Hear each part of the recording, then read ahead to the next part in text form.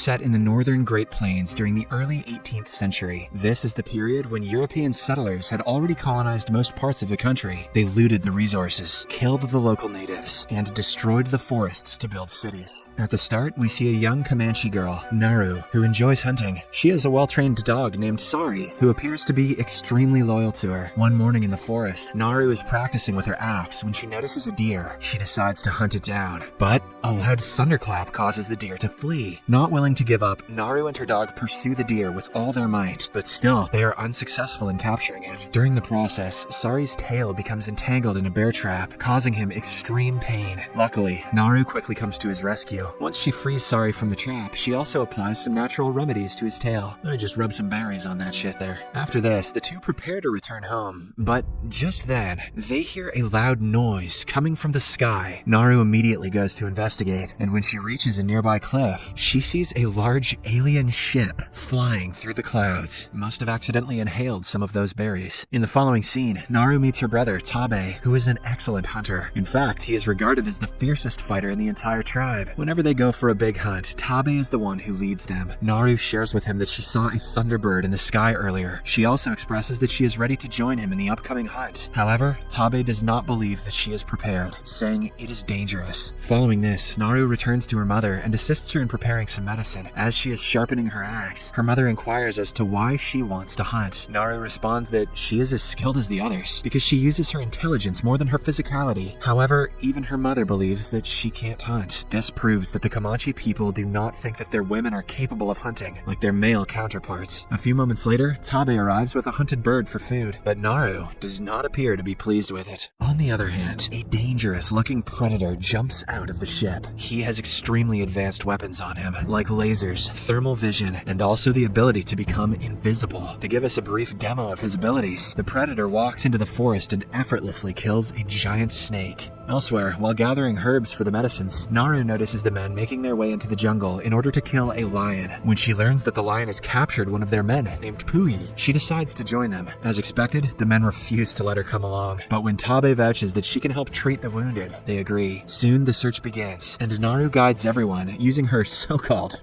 intelligent brain. They wander around for hours and ultimately find Puyi, who is in a brutal condition. Naru immediately provides him with medications and herbs, saving his life. After the successful rescue mission, everyone prepares to leave, but Tabe is adamant on hunting the feral lion down. So he instructs the other men to carry Puyi back to their camp, while he goes after the lion. However, Naru is somewhat skeptical, because lions normally finish off their prey instantly. They do not just leave them to suffer. So she asks to join him, but Tabe declines. On the way back, Naru discovers the dead and gutted snake, as well as the predator's footprint. The other men believe that the footprint is that of a large bear, but Naru is confused as she has never seen one this size before. Hence, she decides to go back to Tabe and warn him about the same. A member of their camp named Paka also joins her. Soon after, she meets Tabe and tells him everything, but he too believes it was a bear. Following this, the three of them set out to hunt the lion. Naru suggests placing bait and taking a position on a tree to effectively attack the lion. After a while, she, along with Paka, climbs a tree, while Tabe places the bait and hides behind some bushes. The plan works, and the lion arrives on the scene, but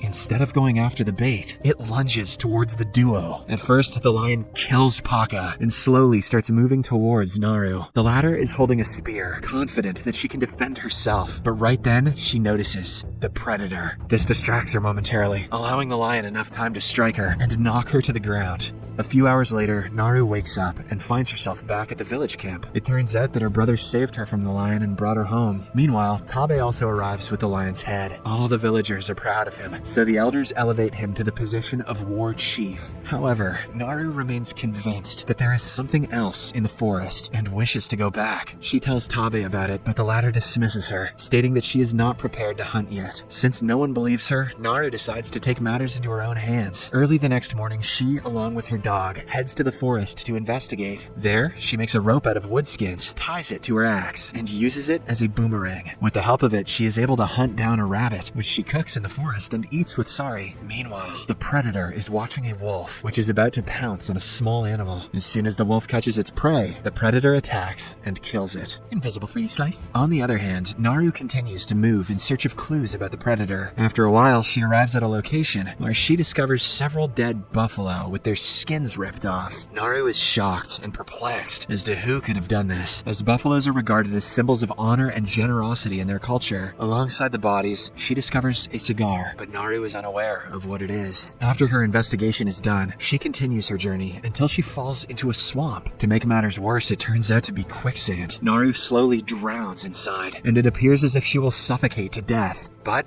fortunately, she still has her axe boomerang. Using this, she somehow manages to rescue herself. Naru then heads to the nearby river to clean herself up. Meanwhile, we see the predator noticing the same cigar. In the next scene, Naru discovers a large bear devouring its prey. Normally, even the bravest of villagers would run away from the beast, but Naru has a point to prove. She wants to kill it and take its head to the village as a trophy. Unfortunately, at the last second, her bow breaks and the bear notices her. Now, with the tables turned, Naru runs for her life and eventually hides beneath a beaver dam. However, the bear, using his incredible sense of smell, tracks her down. It is about to devour her when suddenly the predator arrives at the scene and attacks it. The two beasts then get into a fight, but the bear is eliminated within seconds. Witnessing this, Naru is taken aback and she immediately swims away to save herself. The predator notices her, but doesn't react, believing she is no threat to him. Even the invisible aliens are sexist. Following this, Naru arrives at the shore, where she is approached by some men from her village. It turns out that after she went missing, Tabe directed his men to look for her. Naru frantically explains to them about what she saw, but no one believes her. Instead, they ask her to return to the camp. When Naru refuses, they apprehend her and tie her up. Meanwhile, the predator appears to be watching them from nearby. Using his advanced technology, he has marked their weapons. Shortly after, the tribesmen hear the predator's roar and notice some movement in the bushes. Scared, they take up their positions, and one of them fires an arrow into the bush. Then he slowly moves forward to investigate, only to discover that it is just a rabbit. This cracks up all the men, and they make fun of Naru's fear. But just then, 3 lasers point at the man's body, followed by metal arrows, killing him instantly. Because of this, the other men start shooting their arrows in random directions, and one of them hits the predator and exposes his real self. The men immediately begin attacking him, but the deadly alien is so powerful that he But the deadly alien is so powerful that he effortlessly kills the men one after another. The kills are sweet. Too bad you can't see them because of YouTube's stupid guidelines. As the fight goes on, Naru somehow frees herself and escapes from the area. Unfortunately, the predator kills all the men and starts pursuing her. Naru tries to lose him in the woods, but ends up getting caught in a bear trap. Soon, the predator approaches her, seemingly to finish her off. However, seeing her struggling and in pain, he stops. This makes Naru realize that the predator does not attack bait or unarmed ones. At the same time, some French hunters arrive with guns, knock Naru out, and kidnap her. In the next scene, she regains consciousness and finds herself trapped inside a wooden cage. She then notices a man smoking a cigar and learns that he is the one who killed the buffalo earlier. Just then, a translator approaches her and asks what she knows about the predator. When Naru does not respond, they reveal another hostage who is none other than Tabe.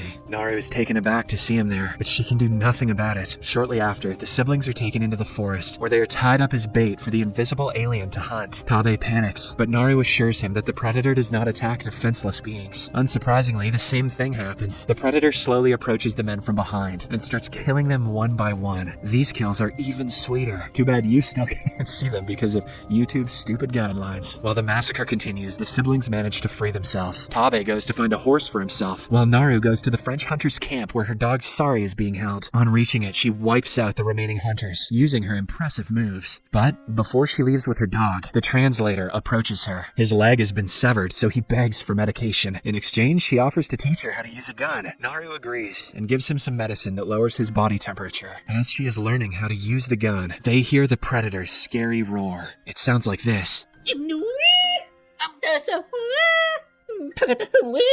So, Naru immediately hides behind a tree, while the translator pretends to be dead. Surprisingly, the predator isn't able to locate the translator because of his low body temperature. This makes Naru realize that he has a weakness after all, but the predator makes up for this rare weakness with his intelligence. He steps on all the corpses one by one. Most of them do not respond, but when it's the translator's turn, he screams in pain. Realizing that the human was only pretending to be dead, the predator kills him in a flash. After this, he spots Sari and aims his laser at it. However, However, as he is about to shoot, Tabe arrives out of nowhere and attacks the predator's head, causing his helmet to fall off. As a result, the laser present in the helmet points and shoots the tree rather than Sari. Seeing this, Naru realizes that the metal arrow is following the laser points rather than the enemy's location. By the time the predator retrieves his helmet, Tabe attacks him. Surprisingly, the tribesman goes toe-to-toe with him and even manages to land some impressive shots. This annoys the predator, so he finally becomes invisible. A few seconds later, he catches Tabe off guard and stabs him from behind, killing him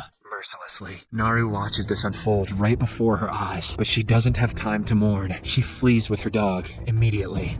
The next morning, she spots one of the surviving French hunters across the river and apprehends him. She severs his leg, preventing him from fleeing and using him as bait. She then takes the medication, which lowers her body temperature and makes it impossible for the predator to sense her. A while later, the predator arrives as planned and tries to go after the person who set up the bait, but as expected, he is unable to locate Naru. Suddenly, she shoots him in the head from behind, takes his helmet, and runs away. Following this, she positions the helmet in such a way that the laser can be directed at the predator. Soon he arrives, and Naru jumps onto him and begins tussling. She manages to cut off his hand using his own weapon. Next, she, along with the help of Sari, ties the predator with a rope and drags him to the swamp. As per the plan, he points the metal arrows at Naru, oblivious to the fact that the laser is aimed at himself. When he shoots, the metal arrows end up penetrating his own head, finally killing him. In the last scene, Naru returns to her village with the predator's head, making everyone proud of her. Look everybody, Naru killed a fish.